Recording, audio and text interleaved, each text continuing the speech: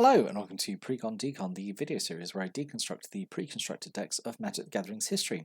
In this video we're going to keep looking at Shadows over Innistrad, and we're going to move on and look at Unearthed Secrets, which is a blue and green deck. Let's take a look at the deck list. 21 creatures, 5 instants, 4 enchantments, 1 artifact, 4 sorceries, 25 land, and mana curve off to the side there. Let's dive in and start looking at it. So normally I usually like to start these deck reviews by looking at the foil face rare, because the foil face rare is normally something that really synergizes with like the deck's theme. That is not true at all in this case, because it's actually the other rare in the deck that that goes along really well with what the deck's kind of gimmick and theme is. So in this case, Shadows over Innistrad introduced this mechanic called Investigate, which is, I think it's like, I would say like the first instance of like this getting into this habit of like making artifact tokens, like, because these days we always get like like treasure tokens or like food tokens, but it really feels like Clue was like the first sort of like one like that to me personally. Like it was where you had a whole bunch of cards that made this token, and it was like a token, and the token had specific rules and stuff and specific interactions. I say treasure is obviously the most popular these days, and food, but before treasure and food there were clues. And I think it's just a really fun like theme for the deck, like this kind of whole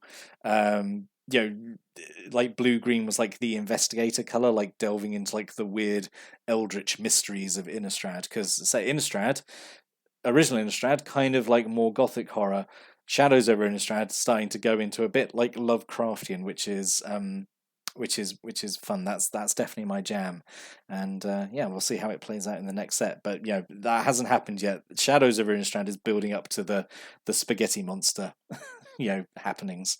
So this rare, Tireless Tracker, is actually what I think one of the most this is one of the best rares in a intro pack for a while, actually, because I think this goes for quite a bit. Actually, I should have checked before, but I remember looking, because I was building kind of like I was doing a little project where I was doing this massive tangent, but I was doing like this project where I was making like my own little like kind of jumpstart mini decks, and I wanted to do one about investigators. And I was looking at like, I could get Tireless Tracker for it. That could be like the rare of the investigator section, and I remember it being quite pricey, so it was nice that it was in this deck. What does it actually do? So Tireless Tracker, 2 and a green for 3/2. When a land enters the battlefield under your control, you investigate. And so whenever you investigate, you make a colorless clue artifact token, and a clue has 2 sacrifice, draw a card. So every clue you make is just going to sit there, and it's just waiting for you to pop it and like draw a card. And that is, I think, so good. Like, you don't care about like maybe running out your hand, because as long as you've got a stack of clues there, you can like draw back up as long as you got the mana. But also, when you sacrifice a clue, per +1/+1 counter on Tireless Tracker. So, so basically every land you play is giving you a something that you can turn into a card draw later, and also then put a +1/+1 counter on Tireless Tracker. So, this is really solid. Really goes along with the deck's trying to do. There's nothing that really uses clues like too much. Honestly, the clue is usually just a bonus. There are maybe a few cards that sort of synergize with clues, like Tireless Tracker. It gets extra counters and stuff, but there's nothing like, I don't know, if you get 20 clues, you win the game, kind of anything like that. So you're not building them up. I think you are meant to kind of sacrifice them as and when you need them. Anyway, I think it's pretty good, rare. Then we've got 2 Briarbridge Patrol, 3 in the green for 3/3. Whenever Briarbridge Patrol deals damage to 1 or more creatures, you investigate. At the beginning of each end step, if you sacrificed 3 or more clues this turn, you may put a creature card from your hand onto the battlefield. I completely lied just then about like, like clues, whatever. There's not many things. This is like a pretty good effect. So obviously to sacrifice 3 or more clues, that's like 6 mana. But the thing is, you can do it during an opponent's turn. You sacrifice 6 clues, and then you get a free creature drop. Then essentially, at the beginning of each end step. Not awful, and also it's got a repeatable way of generating clues as well, which is pretty good. So I like this.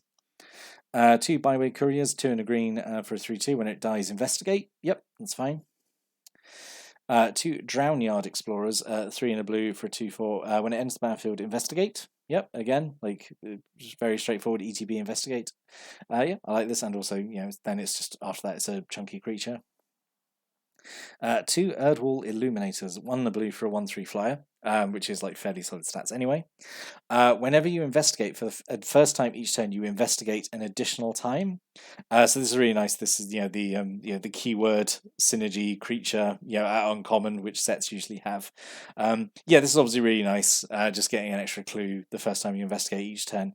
I'm going to sound like so such like a whingy little baby here, but like.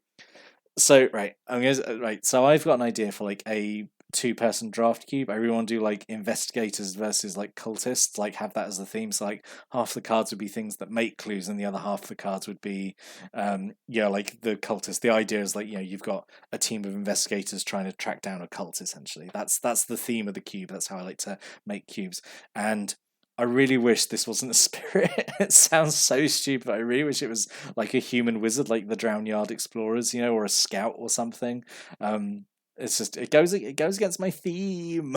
It has to be on theme. I don't like it, which is such a weird complaint. But yeah, the card is perfectly good. I just wish it was a human instead. And then to Graphmole, 2 in a green for a 2/4.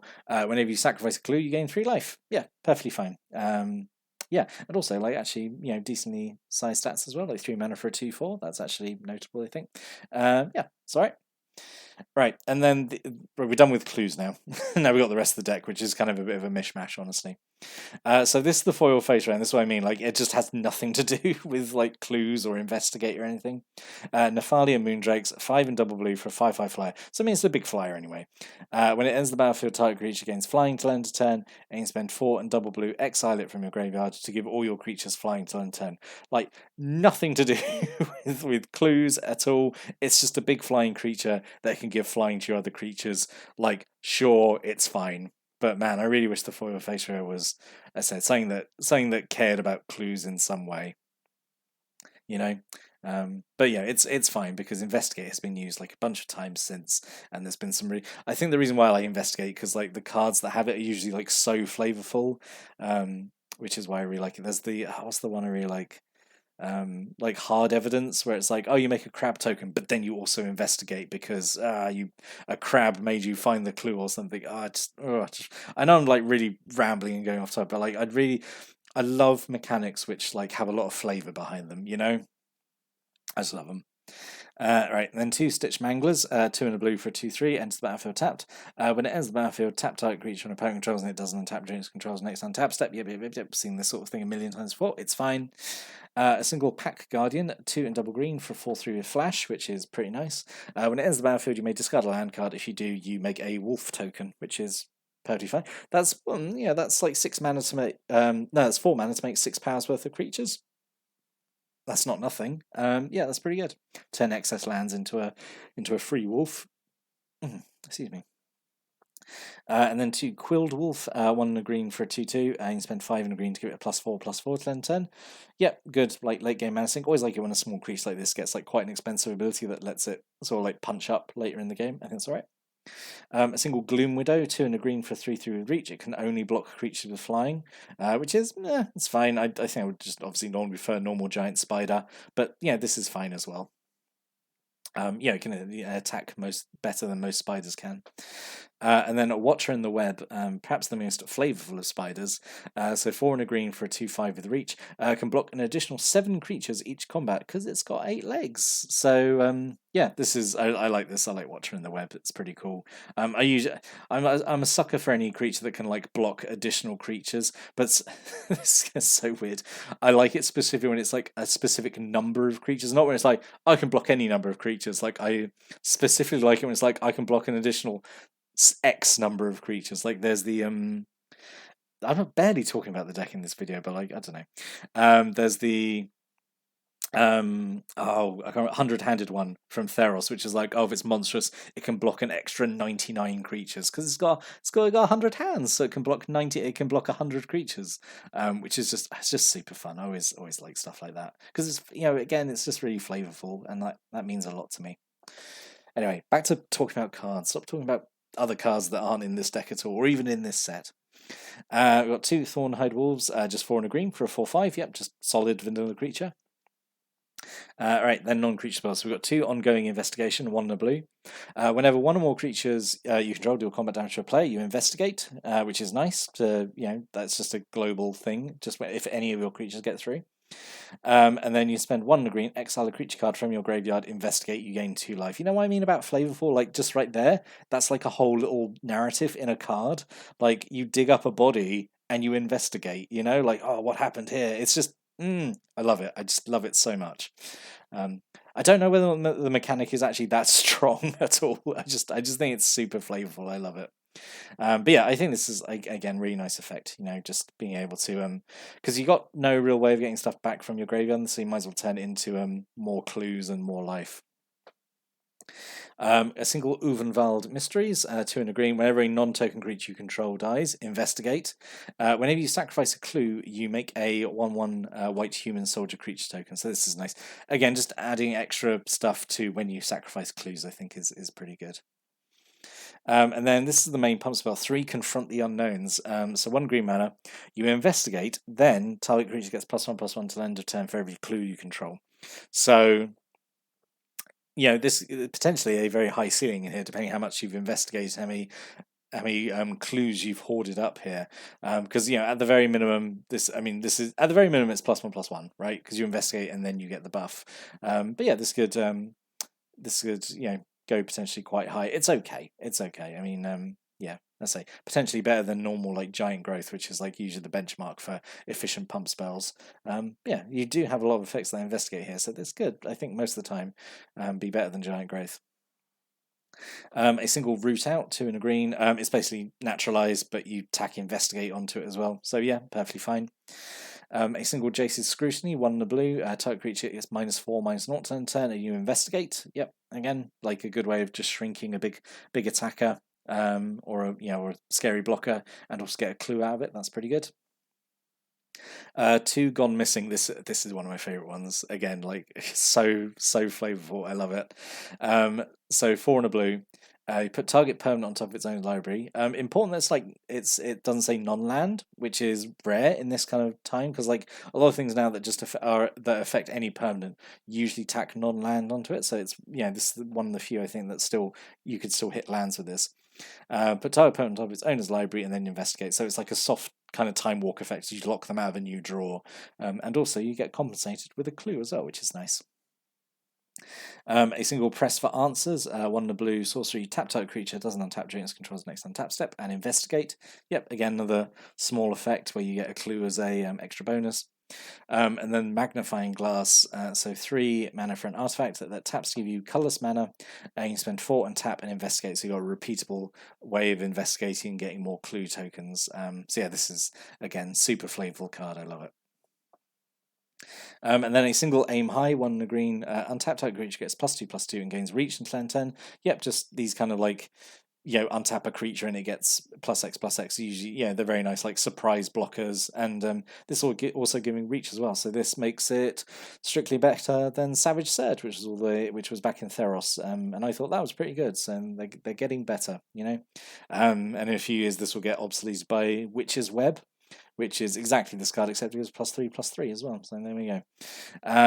And then a single Ghostly Wings, 1 in a blue. Aura goes on a creature, gives it +1/+1 and flying, and you can discard a card to return it back to owner's hand. Sure, to dodge removal. Yeah, it's fine. Just seems a bit of a random inclusion though. And then 13 Islands and 12 Forests. So let's talk about what could have been.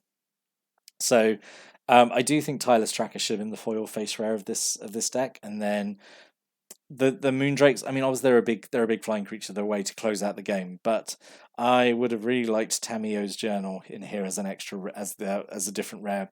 So 5 mana for a legendary artifact at the beginning of your upkeep. Investigate, and then tap, sacrifice 3 clues, search your library for any card, put it into hand, then shuffle. And this is, I think that's just a really fun way of like using clues and stuff. Fleeting Memories was a possible here as well. 2 in a blue for an enchantment. When it ends the battlefield, investigate, and whenever you sacrifice a clue, a player mills 3. So that could be potentially a alternate win condition, maybe depending how many clues you're going to generate. Yeah, I think that could have worked out here. And also Trail of Evidence, 2 in a blue enchantment. Whenever you cast an instant sorcery spell, you investigate. So definitely there are a bunch of cards in the set that were like really, really focused on this mechanic of investigation and making clue tokens. So just it feels like there's lots of ways to make clues, but then I don't know if there's enough payoffs to using them. Maybe, I don't know, in the set, but I don't know. But it's all right because clues get used a lot more in future sets, and God, I love them. So yeah, this is hard for me because like I absolutely love the flavor of the mechanic of the investigate mechanic, and like the fact that it's on Innistrad as well, and it's like all tied to this whole Lovecraftian investigation to see like what's happening, all these weird all these weird happenings. I think that's super great. But I have to look at the deck from a more like mechanical perspective as well, and like how it actually play. I think it would play fine, you know. Because I do think all the clues are a little dirtly. They are ultimately like if you're sacrificing a clue, you're not really doing anything else with what you got in hand. Like the clues always, feel like maybe something you do when you've got like kind of nothing better else to do. Maybe I don't know. So I think it would have played okay. So yeah, that's the best way to do. I love the concept, but I say play wise probably would have just been all right. But I mean, I say this is where you do my disclaimer. I don't have really much experience playing with like the investigate mechanic. All I know is like I've loved it from afar. So if you do have experience like with playing with the investigate mechanic and clues and stuff, definitely stick a comment down below. Especially, also, if you got any thoughts about the cards in the deck or the deck in the general, stick a comment below, and I'll give your comments a read. Always love doing that. But yeah, I'll be back next time to talk about another Shadows over Innistrad intro pack, one that I probably won't fanboy as much about. So, so yeah, we'll be more back to normal. I'll be more in control next time. But until then, thanks for watching and listening, and have a great day.